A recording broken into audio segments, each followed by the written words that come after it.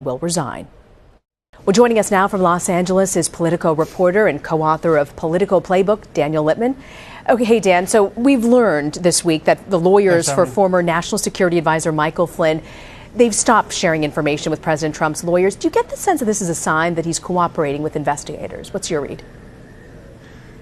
Yeah, that's definitely an indication that Flynn is going to go on his own course. He no longer thinks that he will get a pardon from President Trump. People think that if Don Jr. or Jared are charged with any wrongdoing from the campaign, then those pardons would go for the family members. And Flynn thinks that his son is in trouble too for various financial things and other activities related to the campaign. And Flynn himself is in serious criminal liability. And so it looks like he thinks his best interest is to spill the beans, tell Mueller and his folks what he knows, but that could take down senior Trump people if they have things that they did wrong last year. And yet, Dan, the president's lawyer, Jay Sekulow, seems to kind of brush this story off. And here's a quote that he gave to CBS News. It's probably a plea deal, adding that it might not have anything to do with the president. Should the White House still be worried, though, that Flynn may be cooperating? I think the White House would be foolish not to worry, because Flynn was at the center of all of this. He also, he was in the room when they were talking about Comey's future and whether they should fire Comey, and also Russia, the Russian dealings that Trump and the campaign had. He was an architect of the America First agenda that Trump ran on and won. And so I think the White House is putting on a brave face and saying that anything Flynn knows, it can't hurt us, but they don't know what he's going to tell investigators. And so I think they're going to tell White House aides to continue to remind them, don't try to get anything past Mueller. Don't be the hero in this. You have to tell the truth, because anything less than that could implicate you criminally. You mentioned people in the room with the Russians, that meeting, also the president's son-in-law, Jared Kushner, as well as Donald Trump Jr. How concerned do you think they should be? I don't know what their criminal liability is, and I think they're hoping to escape from Mueller's hand. But remember, Jared Kushner, he filed 3 of those disclosure forms about his foreign contacts that were incomplete. They had just forgotten to mention the Russian ambassador and other Russian bank officials who are connected with the government. And so that is a serious concern for Jared's lawyers. I think what they're hoping is that Manafort and Rick Gates, who is Manafort's deputy, they will be the last to get charged. But I think Mueller's investigation is going to plunge into 2018 for the next 6 to 9 months. And so he's combing through everything, and that is not good for any Trump folks with dirty hands. I want to switch and ask you about tax reform. Republicans say they want their bill passed by Christmas. There could be a vote in the Senate as early as this Thursday.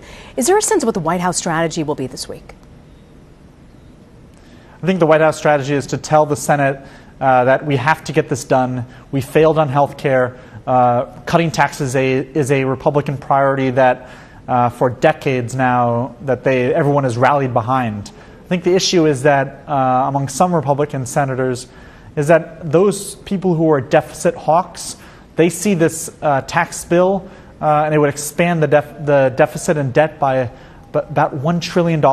And if those tax cuts that are temporary get extended as is expected, that would increase the debt by another $500 billion. And so a lot of Republicans on the Hill think to themselves, do we really want to bust open the debt and the deficit when really the economy is doing really well? And so is there a way to make the tax cuts less ruinous on the nation's finances?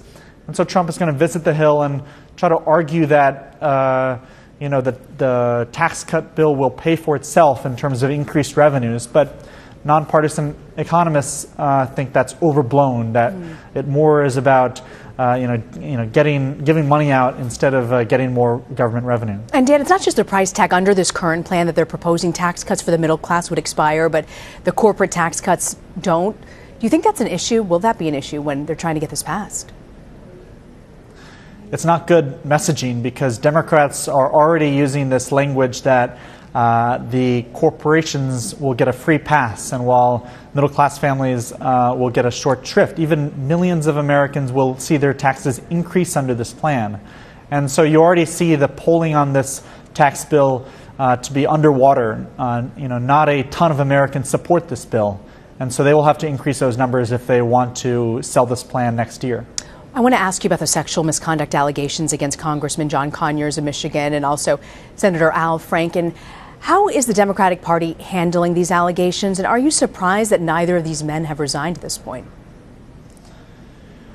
I think they are trying to hold on for dear life because they think they're not Harvey Weinstein. These are not at the same level as forcible rape.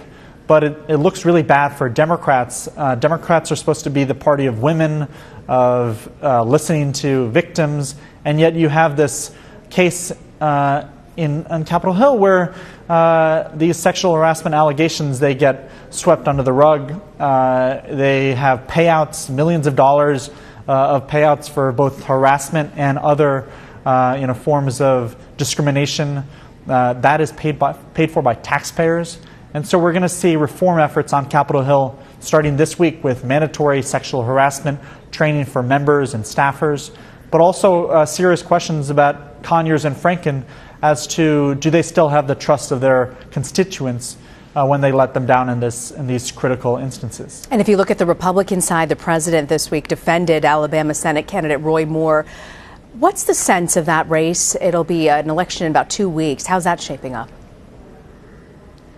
So the Washington Post had a big report about how African Americans, a critical part of the Democratic vote share in that state, they are not excited by Doug Jones. And so you're going to see concerted efforts over the next couple of weeks to really change that momentum, because I think Democrats feel this is a golden opportunity to really snatch a seat away from Republicans in the state where you don't often have a Republican opponent who was preying on young girls, and so it's really a toss-up still.